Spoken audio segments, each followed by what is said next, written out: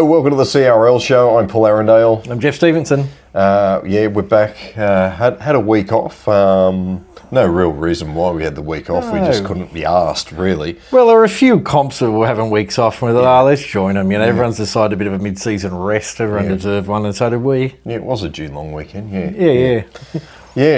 So back into the full swing of things. Lots of footy got played on the weekend and this weekend as well. So we weren't holed up for too long. Did you get out to anywhere on the weekend? Yeah, I went to the Lakes Wyong game, which was a cracker of a game.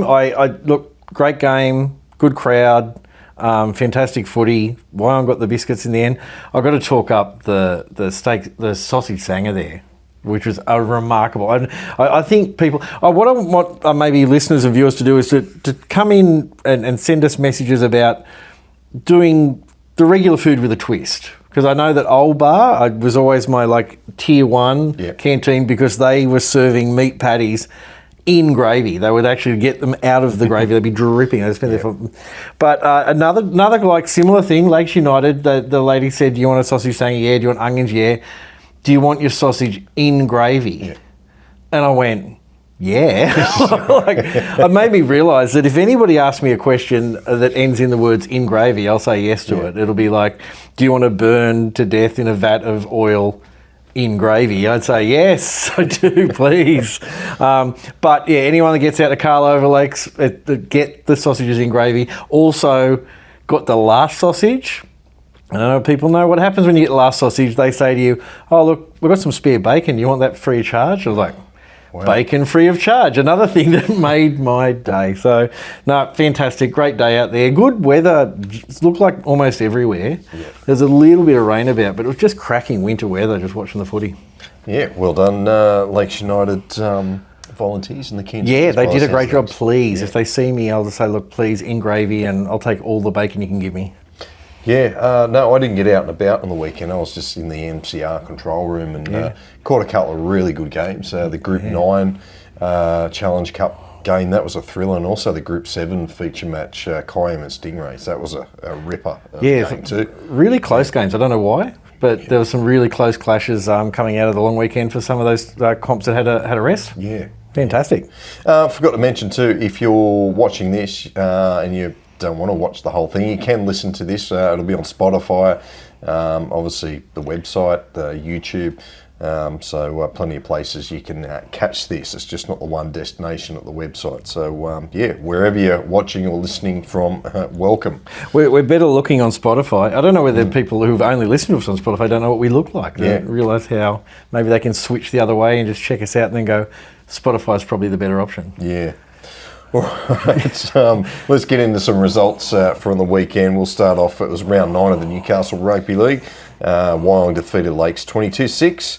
Macquarie 12-10 over the Northern Hawks, a last-minute try for the Scorps. Maitland held on to defeat Cessnock 12-10. West were too good for Curry, 26-0. Central South in the entrance, they had the bye. Yeah, big round up at NRRL round 8, but Lamble defeated Northern United 60 points to 18. Marsh Brothers defeated Kyogle 32 points to 6. Ballina comfortable against Lower Clarence 28 points to 4. Tweed Coast went down Evans Head 24-10. Moolumbar beat Mullumbimby 20 points to 18. And this was a good game. Casino and Coodgin were undefeated, and they defeated Casino 28 points to 26. And Tweed Heads were comfortable against Byron Bay 32 points to 12. Yes, we'll have a moment from the Northern Rivers game very shortly for you. Illawarra round 7, Dapto won 46-18 over Delar. That's an interesting result. Thurrool went down to West 20-10, and Collies 38-12 over Carmel. Yeah, and Canberra round 9, the Battle of Bell. West Bell defeated Belconnen United 46 points to 20. Queanbeyan Roos continue their run 30 points to 20 against Gungahlin. The Blues defeated Yass comfortably 58 points to 6. And Goulburn City and Woden Valley 18-all draw. Yes, where we are. Group 7 round 9, and Gerringong 30-18 over Nowra. Albion Park went down to Berry 32-16. Very good result there for the Magpies. Stingrays 26-22 over Kiama, and Shell Harbour Sharks 26-24 over Jamboree. Yeah, Group 9, round 8 of great footy down there. The Cootamundra Bulldogs nearly did it over Junee. They went down 26-24 against the Diesels. Tumut defeated Wagga Brothers 42 points to 20. This is the game. Wagga Kangaroos defeated Young 18 points to 16. Cracker of a game. South Sydney went down to Gundagai 22 points to 14. And Temora and Albury 22 all draw.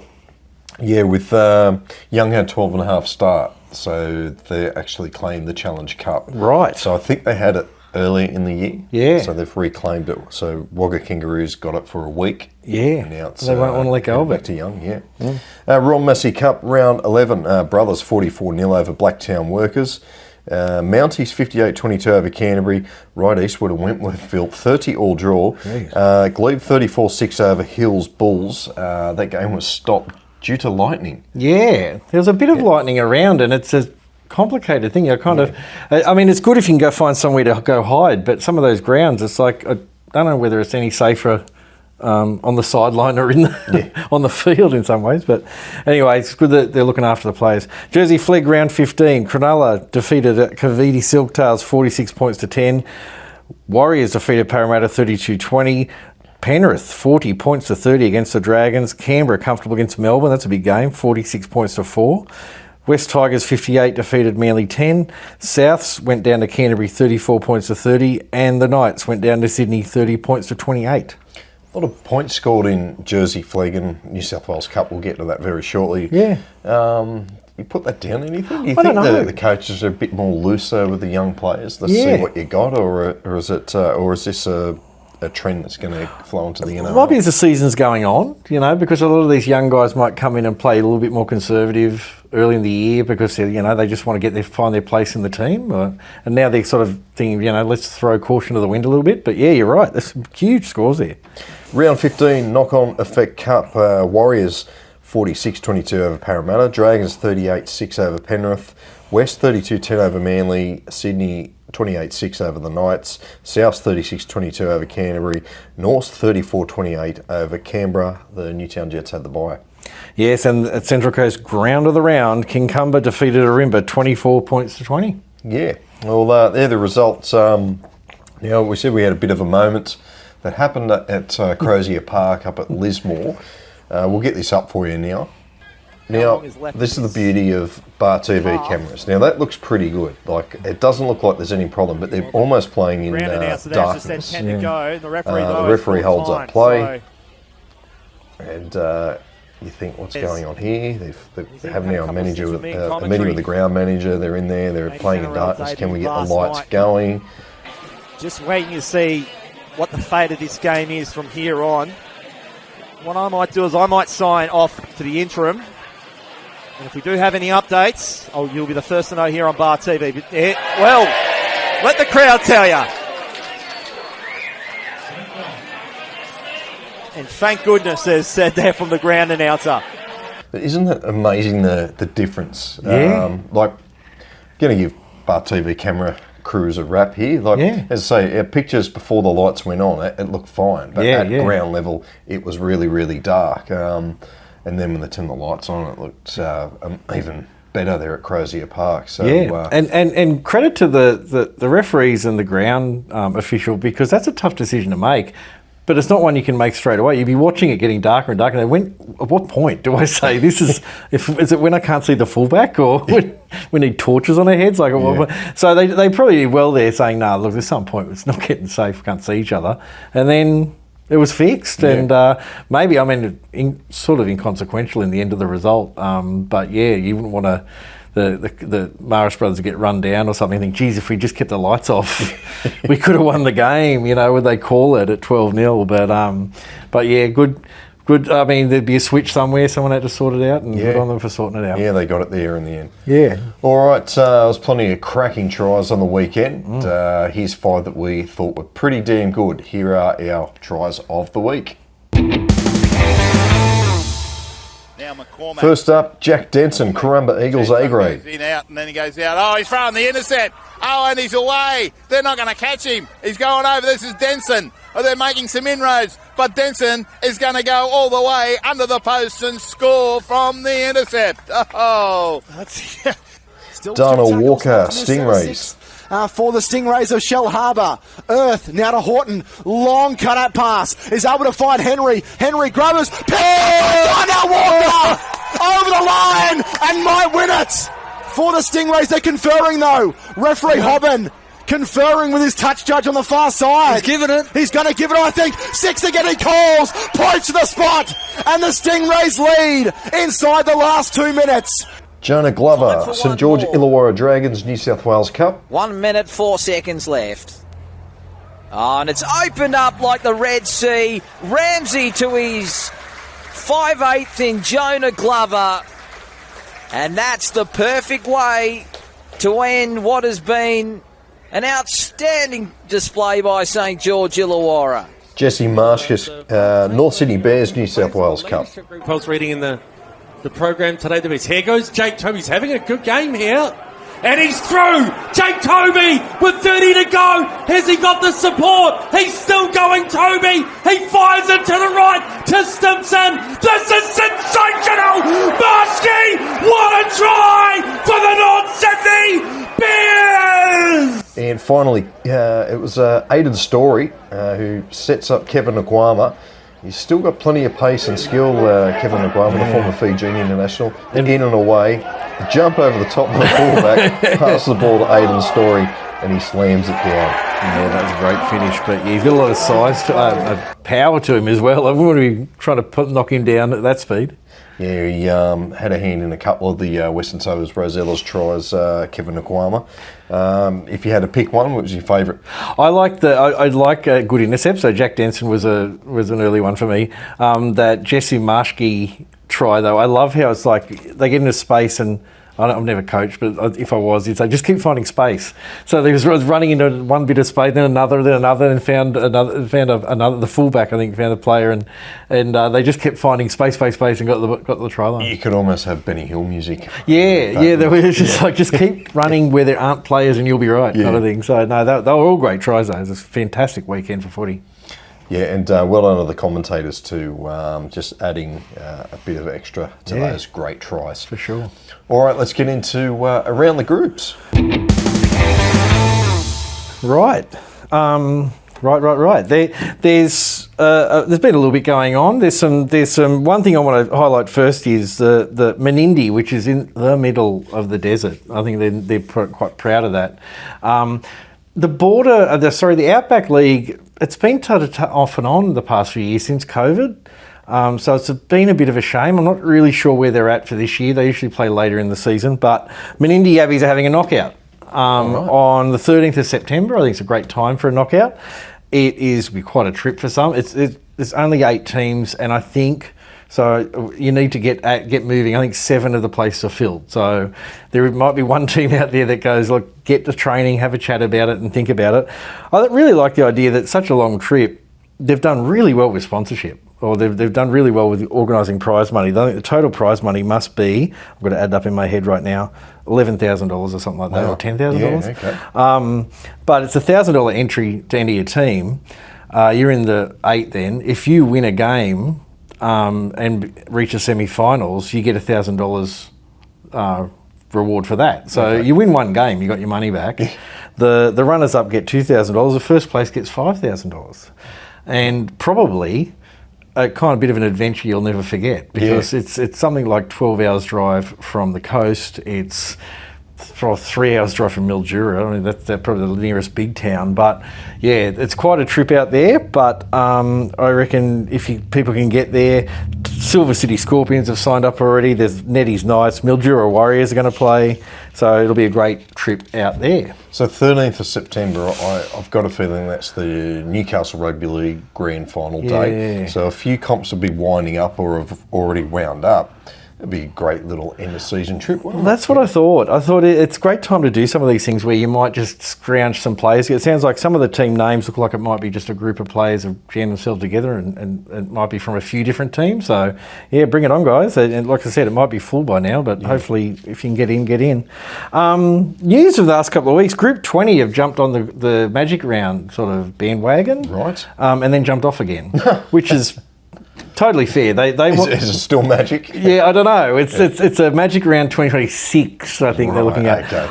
to their credit, they wanted to organise one. I think they've seen the benefits of Magic Rounds in local comps, and they planned to run one. It was going to be for the June 21st, but I think they realised it's way too short notice maybe to get everything together. So since then they said, look, we'll do it properly next year. We'll do it with a bit more notice. I think it's probably good to do a big lead up because the Group 7 one had plenty of, we knew about that months in advance and probably gave people a chance to make sure they're off work and maybe get to the game and stuff like that. Speaking of which, I got a number on the Group 7 Magic Round crowd. Okay, yeah. A number of 3,000. Yeah. Which right on the dot. Right on the dot, yeah. They were on 299 and they said, you in, no one else. We want to get a nice round number. But I thought that was pretty good. Yeah. I don't know, like I don't know at what point it becomes too big, but 3,000 would be a good number. Yeah, I mean, that's really good. Yeah. Like when you think about logistics and stuff, it's good effort to them to make sure all those 3,000 were fed and liquided, watered. I was going to say watered. I don't think it was water. Hydrated. Hydrated is the word. That's what they call it. So that was a good number in the end. A few weeks ago, we were trying to get a number on that, but I would say it's definitely a success, and we'll be doing it again next year. The Yass Magpies are running a Grey Pies game. A Grey Pies. Yeah. You asked what a Grey Pie is? I've got a feeling. You go. I've got two questions for you. There are two questions, Joey. Are you over 35, Paul? Yeah, most definitely. Yes. Are you willing to dust off your footy boots? I have given mine away. Okay, so you're not a Grey Pie. But what I love the idea, on Saturday, July 5th, they're just running an over 35s game before the main event. Just to, I guess, get some old guys out there running around. I don't know whether you need to see your doctor beforehand. I heard that in some other thing. You've got to get a sign-off from your doctor in some competitions for the over 40s games or whatever, to say you won't die. I don't know. But anyone out that way, even if you're not in Yass, you think, oh, geez, I wouldn't mind having a crack. It's on July 5th, so you just need to contact Yass Magpies and get more details about signing up for that. I think it's a great idea in just getting people involved. Like you might, someone in their late 30s might have a crack and go, I might sign up for Reggie's next year. There's something they can talk about over the summer and think about. And if not, I might run the water for Yass next year or something. You know, just get them moving and get them involved in the club. Yeah, that'll be fun. When you're saying Grey Pie, I was thinking maybe we're going down the route of a frozen meat pie or something. Yes. Well, that could be good. I mean, I'm assuming the canteen at Yass is outstanding. I haven't been there for a while, but on those cold weather days, you really want a nice, good canteen running. So anyway, I think it's great getting other people involved that may not have thought about getting back and lacing the boots back on. Cooma United, I didn't realise the Stallions all year have been running a kick for cash. You get $100 if you catch a bomb.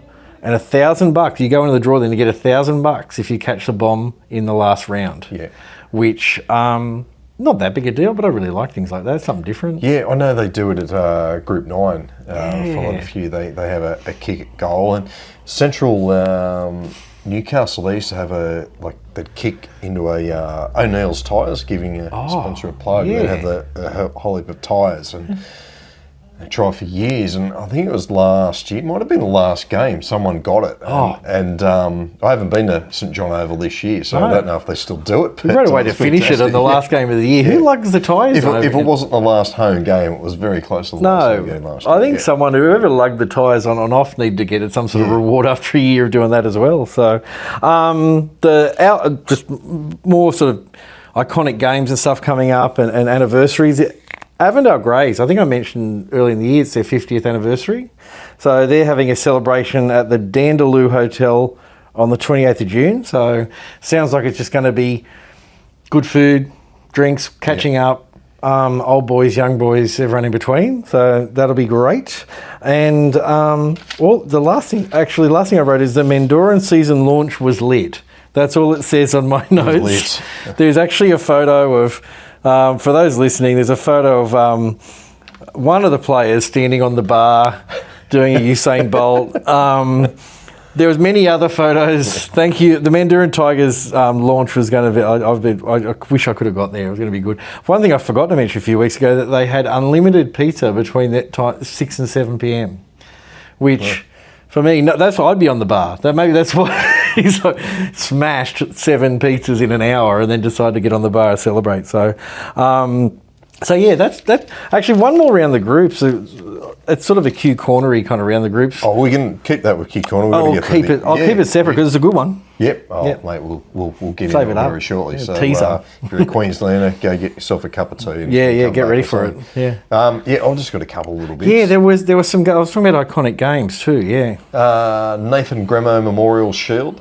It's this Sunday at Crestwood Reserve.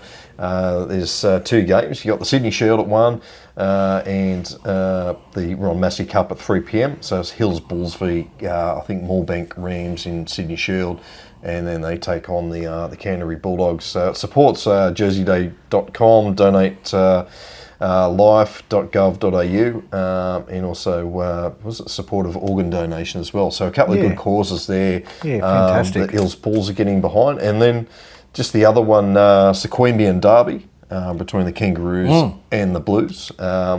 Fierce rivals, was also for the Ian Baker Memorial Shield supporting Bound Cancer Australia. So that's at Sears Workwear Oval this Saturday. First grade kicks off about 3 o'clock. So a couple of good little supports That's there. top for of the clubs. table as well. So it'll be a cracker of a game. And I forgot to mention the Clayton's Cup. Oh, I think I forgot we a few better weeks throw that ago. in there, yep. Now, the Clayton's Cup, well, a few weeks ago, for those just joining us, we've started a bit of a Clayton's Cup bingo card because generally, if you remain undefeated through the year, you've got a bloody good chance of winning the Clayton's Cup. And last year, we had 3 or 4 teams right to the death, and the Camden Rams were the ones that end up taking the cup. We have had a few knocked out this week. If you look at the card, for those listening, Wingham actually have lost twice since we last played because they had a catch-up game. They lost narrowly to Port City, I think it was, or Port Breakers, and they lost to Old Bar this week. And the Waggaroos, they won by 2 points to remain undefeated against Young in that game we were talking about. And it was bound to happen. Merimbula Pambula played Tatra. They were both undefeated down in Group 16, and they Merimbula won 28-24. So we're now down to, for those listening, the Port Sharks, Coogin, Waggaroos, Erina, Camden, Greta Branxton, Balambul, Merimbula Pambula, Woolgoolga, Macleay Valley, and Coolah.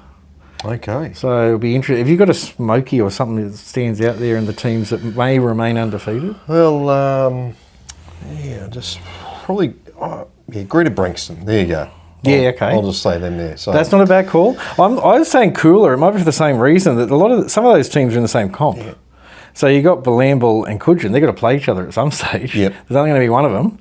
But also, there's, I don't know, Coolah seemed to dominate last year as well. So they can, and Greta Branxton are probably the same. So Coogins been thereabouts the last few years. They've got really close a couple of times. But a nice mix. It's actually, everything seems to be heading more to the coast in the past few weeks because we had some teams out in Peter McDonald Premiership and stuff, but the Waggaroos are kind of more the ones that remain as the inland kind of undefeated champions. Yeah, they take on the Albury Thunder this weekend, so I don't like their chances. Could be trouble. Actually, Griffith Waratahs, which was always a bit of a typo because I almost forgot to put them in, they're another smoky because they are just chugging along out that way, and we will wait and see how it ends at the end of the year.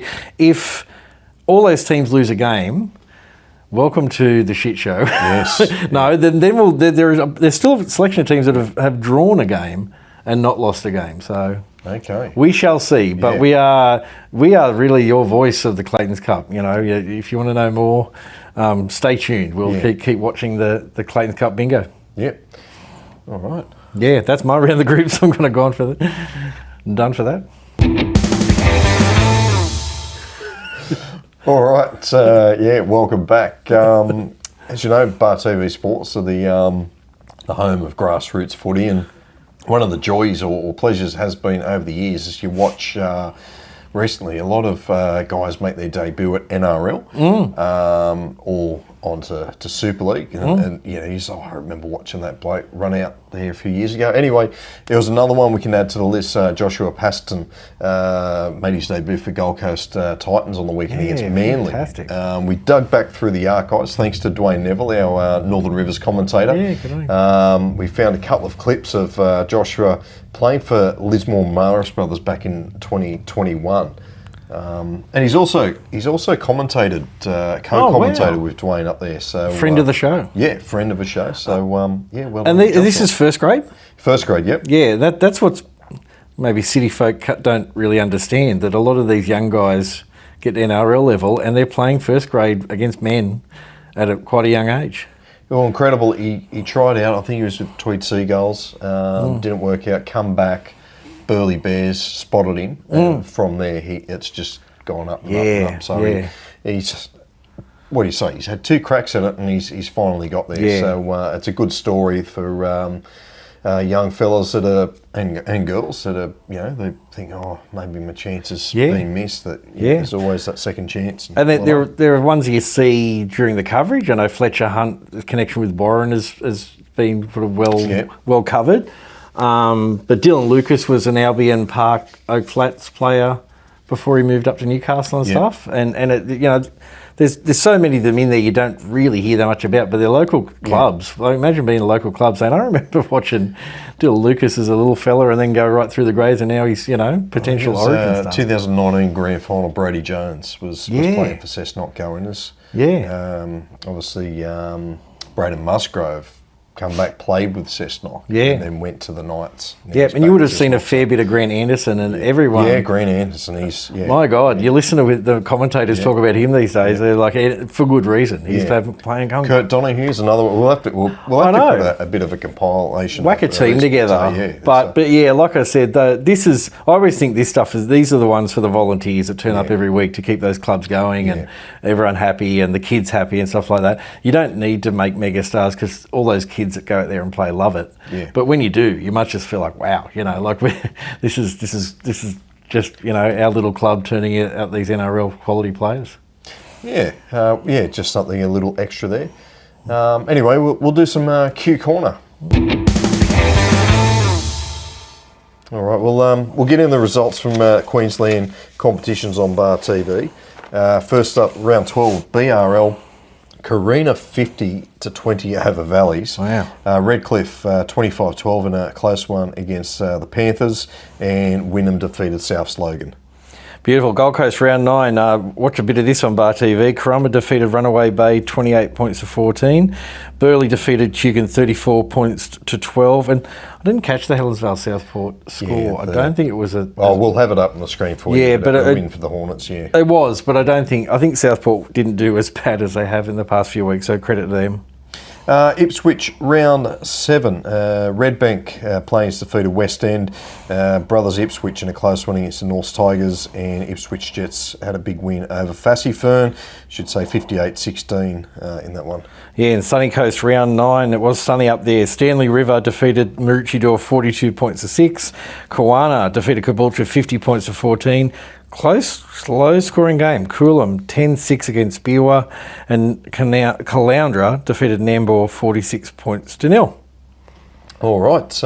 Anything happening north of the border? One thing, I love new stadiums. I'm a stadium head and that kind of stuff. But one thing I'm impressed with, the Brothers Cairns have got. We are weeks away, and I think they're just getting everything just right on their brand new stadium, the Stan Willows Oval. Originally, it is probably one of the better looking ones I've seen in a while. It's kind of... I had a lot of time on my hands when I was looking this up. It said it had around 500 seats, so I counted them. I think about 541 actually, so they might have to update that. They said 500 plus. But I really like, they said that they've got a top tier, which they never had, so there's like a high story there. They're at pains to say they made sure that there was no corporate area up there. They wanted it to be accessible to the public, accessible to people with poor accessibility, there's ways of getting up there.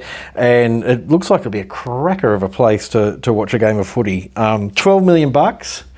I reckon if you could replicate that, there'd be plenty of other clubs out there that'd be happy. It reminds me a little bit of a modern version of Bathurst and Pat's ground. Oh, yeah? Yep. Really like that when you've got a bit of a mixture of, they've got, a bar, some seats, some open space to wander around. And that's a canteen with a big sausage and gravy. Exactly, and I worked out. They said the coverage. I hadn't thought, like, you're talking about tropical conditions, getting out of the rain and the heat is the main thing. So the actual, that open kind of, what do you call it, roof? I don't know, fancy word for it, is the equivalent of 2 Olympic swimming pools. So I thought we've got to measure it the way we all measure in Australia, the size of something. So 2 Olympic swimming pools, which I thought's good to picture. You think, that's a bit of coverage. But it's also, if it was in Sydney Harbour, it would cover 0.045% of Sydney Harbour. There you go. I thought, we've got to stick to the official measures of Australia, whether it's Sydney Harbour or Olympic swimming pool. So, but yeah, anyway, good on you, brothers. They own the land. They've done it themselves. Okay. They said this isn't, of course, anything to replace. They're looking for an NRL quality stadium up there.